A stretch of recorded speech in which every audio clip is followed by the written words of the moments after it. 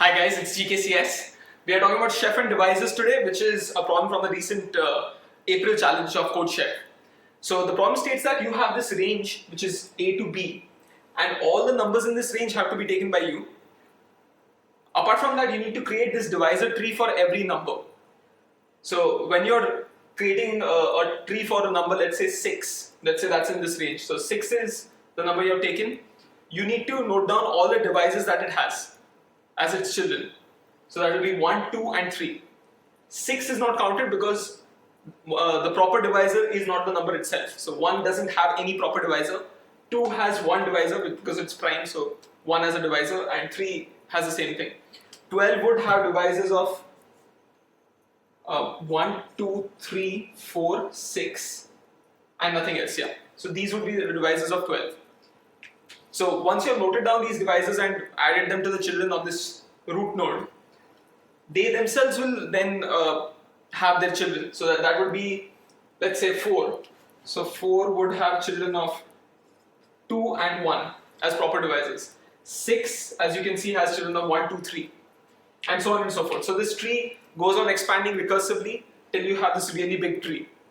Once you have this tree, you start from the root and you go down the tree while adding a particular sum to your total score.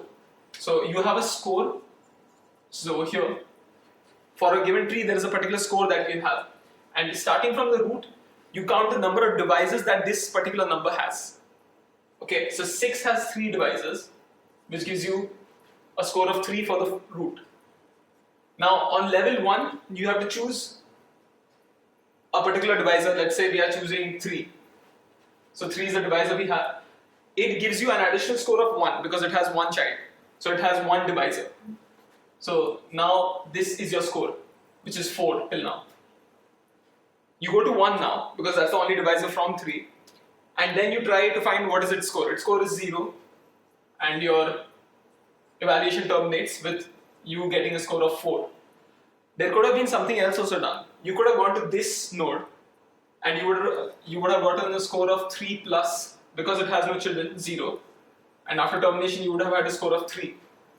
So you have different possible scores based on which path you choose.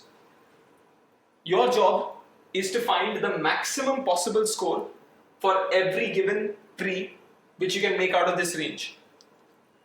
Okay, so your job is to go for the maximum possible score, meaning that you have to either increase the length, the number of times that you count the divisors, or you have to increase the values itself of every time that you go to a node. You need to basically maximize the divisors of that node.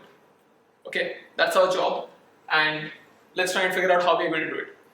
So to solve this problem, we'll go for the most important part, which is when given a number, you need to build that tree and then find a strategy to actually traverse it.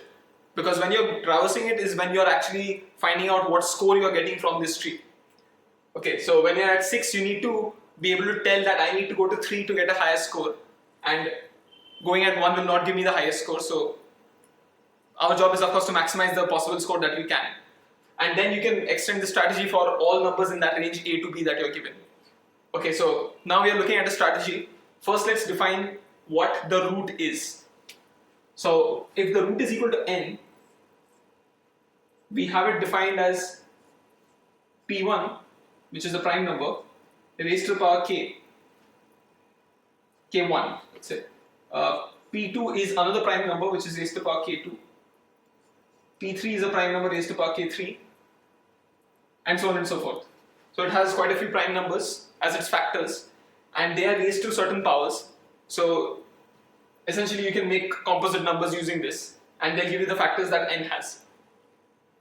But are we really bothered about the factors of n, or are we bothered about how many factors it has? Okay, and if you look at the question carefully, you are really more interested in finding out how many factors any root has. Whenever you are going at any particular node, making the decision only depends on how many factors f that n has, f of n. Okay, this is given by a formula which is product of I equal to 1 to, let's say this went up to z, so p of z raised to the power k of z. So this would be P of I plus up to Z, P of I plus 1. So if you look at 6, the number of factors it has is 3, which gives us 1 is not a prime number, so that's okay. 2 is a prime number, so that is 2 plus, I'm sorry, the frequency of 2 is just 1. So this is 1 plus 1 product, so 1 plus 1 into 3 now, which is 1 plus 1, which gives you 2 into 2, which is equal to 4. Okay, and if you look here, then you see that there are just 3 factors that we have in the tree, and you're getting 4 over here. The reason you're getting 4 is because you're missing out 6. So this formula is to find all factors, not all proper factors, but all factors. But nothing to worry about, because whatever formula, whatever number you get from the formula over here needs to be subtracted by 1, because you are missing out on the number itself. So therefore you have 3 here. Let's take another number, let's take 12. So 12 has factors of 2 raised to power 2 and 3 raised to power 1. So this should give you 2 plus 1 into 3 into 1 plus 1. Frequency here is 1. That gives you 3 into 2, which is 6. Okay, and if you look at 12's factors, they are 1, 2, 4, 6, and 12 itself. I forgot 3. Wow. So these are 6 in number, but we are not going to be counting 12, so we are going to be subtracting 1 from here to get this list. Okay, this is what we are interested in. Now that's good, because we know how to find out the number of factors that any number has by using this formula. If we are able to tell the number of prime factors it has and what powers they're raised to, then we can directly tell you the number of factors that this particular number has. Okay, how is this useful? If I can tell the number of factors that this number has, then of course when I'm actually calculating my score and moving down the tree, so at every node I can actually calculate the score using this function. So that's nice. I have that with me now. However, this doesn't tell you how you can choose the next child to move to. This is giving you a formula, not a strategy. Our strategy is going to be defined by looking carefully at the formula and understanding how to move down the tree. Now looking at this tree, from 6, would you ever move to 1? No, never. You would never move to 1. Why? Because 6 being divided by a composite number is never going to help you. First of all, you're losing out on the frequency of the prime factors that you had. If you have I over here, then it would be I minus 1, and j would also be decremented by 1. So that's a lot. Why would you ever lose 2 prime factors together? Because that would drastically reduce the height of the tree. You never want that.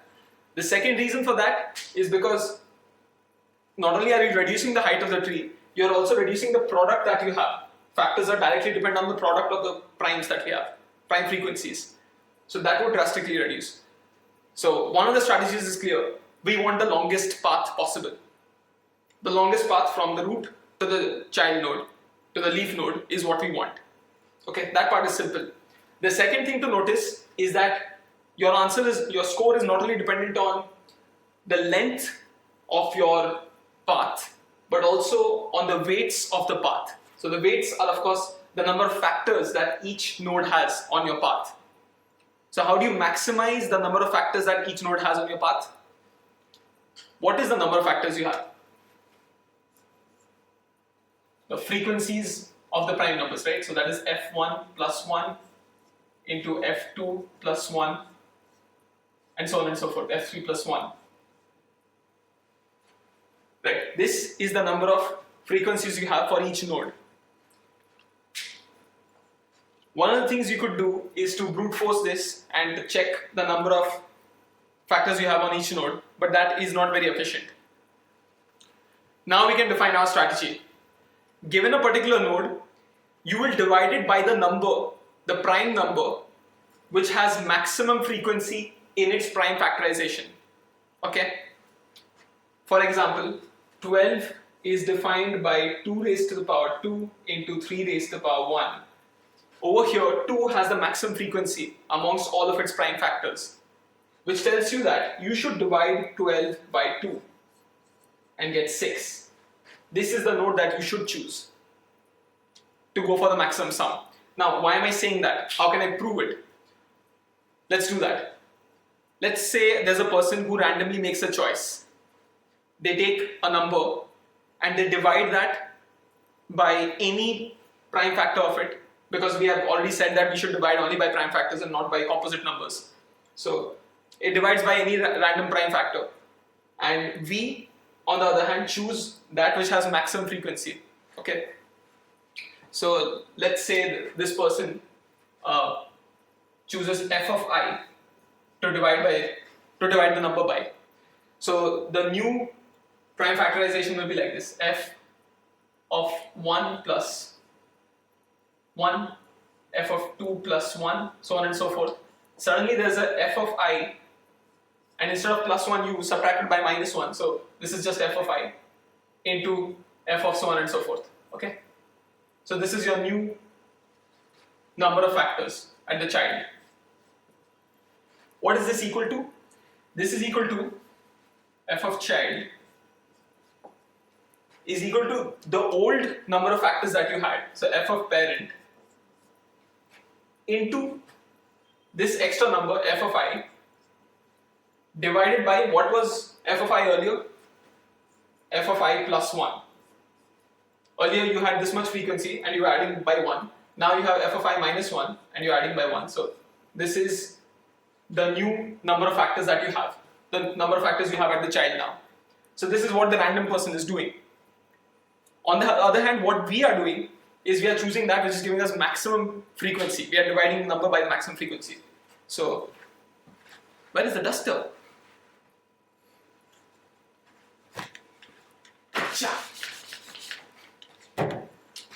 We are choosing maximum frequency. So, f of child for us, so let's call this CR, which is random. I'll just write it big. F of random child and f of our child, so that will be optimal, our, whatever, is equal to whatever the parent had into f max, which is maximum frequency, minus 1 plus 1, so that's okay, divided by f max plus 1. Now what does this give us and what does this give us? F of p is common, so that's okay. F max divided by f max plus 1. We have already said that frequency is the maximum possible amongst all of its children. So what does that tell you? What is 1 by 2? 1 by 2, well, that's equal to half. What is 99 by 100? That's equal to 0.99. That's a really big number, almost equal to 1. So as you are increasing f max, let's say f max is 99, f max divided by f max plus 1 is also increasing.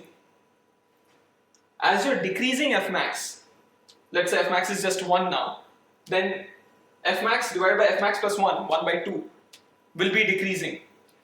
So our strategy is optimal whenever you're choosing a particular child.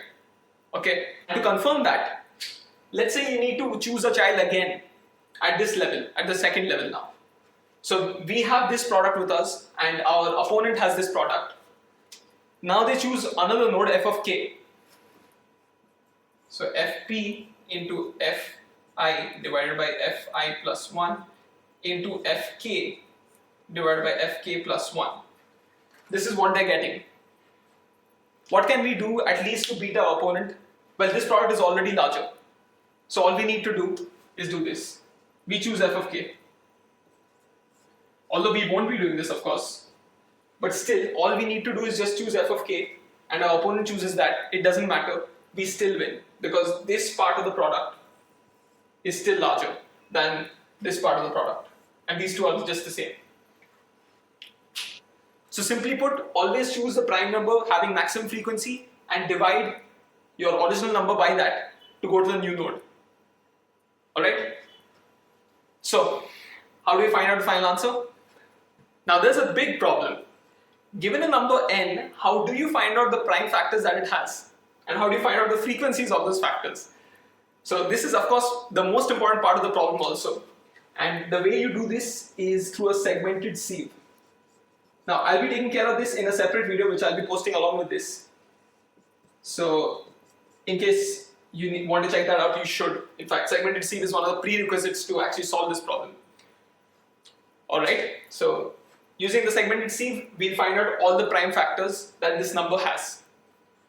Once you have that, you just go to the root. You see the number of factors that it has using the formula that we said, f of n is equal to k1 plus 1 all the way to kz plus 1, okay, product of all these. And once you have that, once you have f of n, you choose the child which has k max frequency.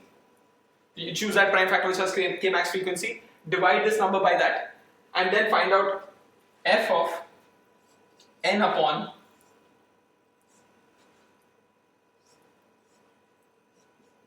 p max. Okay, this is that prime number which has maximum frequency in your original number. So you divide that and then you add that to your original score. So that is score plus equal to whatever this number is, right? And so on and so forth. So you keep going forward. And a quick way to calculate this would be whatever original product you had, P at the parent, P of parent, into f max upon f max plus 1. And you'll go on doing this till you have no more prime factors remaining.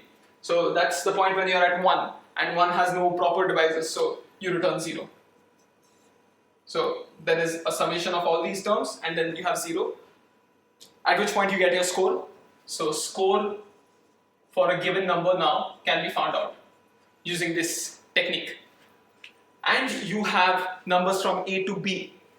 So every number's score from A to B, where n goes from A to B, has to be found and then summed up. So this is a pretty trivial thing to do.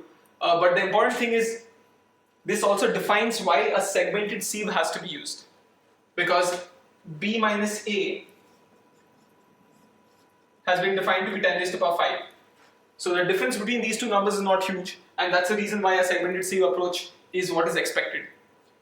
Alright, so like I said, segmented sieve will be taken care of in a different video. This is the strategy that you need to use to actually find the maximum score that you can for each tree. And then you just need to sum all those scores. Superb. So let's see what the time complexity of this approach is. Firstly, we need to create a segmented sieve once, not for every query, but just once, for all numbers in the range A to B. And let's say the size of the range is equal to T. Okay, so the segmented sieve will take time in order D log T. So we'll see how this comes about. But answering queries, Q queries, which is basically at most D. So in fact, that's not correct. They're exactly D numbers, so it's almost like answering D queries. And each time you're answering this, you're taking the root node as, let's say, P, and then so on and so forth, and then finding out the answer this way by taking the factors. So the height of this tree will be at most log n or log p, let's say. Okay, and the height of this tree is log p. Every time that you're going here, you're actually finding out what is the maximum frequency of all prime factors that it has. So that is also log p. So essentially you have these two, and at every node you're doing this log p, which is finding out the maximum frequency of the prime factors, and over here the height of the tree is log p. So you have overall gets added here log p the whole square. But p is one of the numbers in the range A to B. So let's choose the maximum because this can't be worse than that. So B at most is 10 raised to power 12. That's given to us. So we are going to be choosing P as 10 raised to power 12. Choose this. Right, and 10 raised to power 12 is what we have here.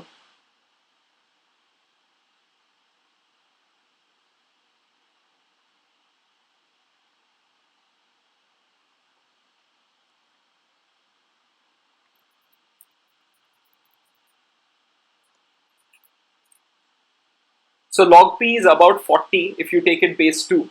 So that would be about 40 squared, log P square, into D, 10 raised to power 5, which comes out to be approximately 1.6 into 10 raised to the power 8. So in Codechef, the number of computations you can do in 1 second is approximately 10 raised to power 8. And we have been very generous while finding out the time complexity of this, because not every number is going to have log P factors, nor is it going to have log P as the height of the tree. So you can pretty much guarantee that 1.6 into 10 raised to power 8 will clear the time limit. However, you could optimize this solution to a D log P solution. Of course, we are not taking this term into account because log D is much smaller than log P. P is 10 raised to power 12 at most, and D is just 10 raised to power 5. So we are not taking this term into account, we are just interested in reducing this.